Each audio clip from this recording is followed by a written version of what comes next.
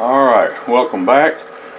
Today let's very quickly go over a few established kneeling positions that a defensive shooter may be forced into for a variety of reasons.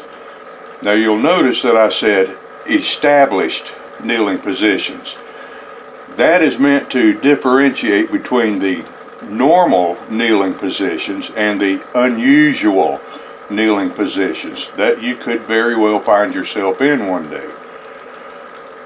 The fact is, you can't really assume that you will be able to acquire any sort of established or practiced kneeling position, just like a standard standing position. You may very well be forced to shoot from some type of totally odd and unusual position.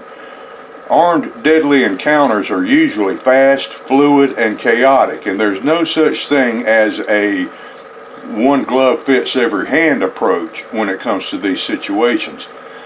Although in cases where time and circumstances does allow it, there are some positions and techniques that we can employ that have been proven to work in the past. And that's the focus here today on these kneeling positions. To shoot while in any kneeling position is not really an optimum choice in any defensive situation because it restricts or limits our mobility, right? However, we may be forced into such position for a number of reasons. We may be forced to seek cover behind a car or a desk, or we could stumble on our way to that cover, for example. Now we'll go through a few of those kneeling positions, and I regret to say that I must do this via tabletop here. I'm just not able to physically demonstrate these positions due to my medical complications, and you know that. So I have to do it this way, and I'm going to try to use some pictures in here to better illustrate what it is I'm saying. Okay. Here's the most commonly taught kneeling position. Now, I have no idea why it's the most commonly taught, but it is. It's basically a kneeling isosceles. This is in my experiences, and I have shot in all of these positions and more. This is a very unstable position in many ways unless used when shooting over cover, such as over the hood of a car or over a desk. Otherwise, I really can't see much of a benefit of it, except that you may be able to stand up quicker.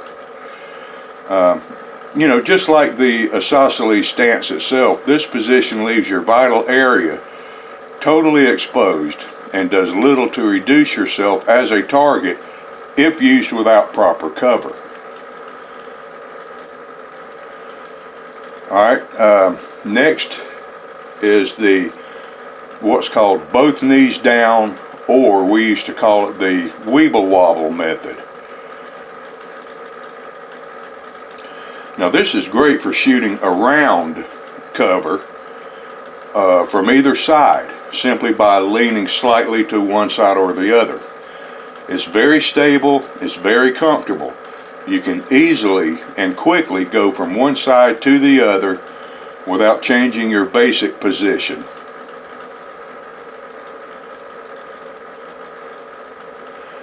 Now, by far, the most stable kneeling position is the 2 points position.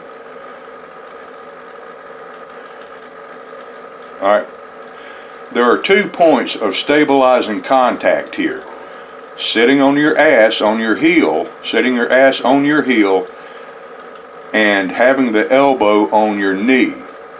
That will yield better accuracy because you're more stable, while also reducing your profile to the attacker. This position is the superior position when cover is not readily accessible, but it can also be used very effectively from a barricade or wall position, right or left side.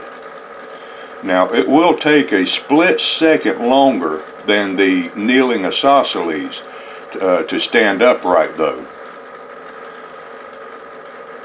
But you know, that's the three main types of kneeling. Now there are some others, but these are the primary or most common ones. Every armed deadly force encounter is different, so there can rarely ever be much of a standard to rely on.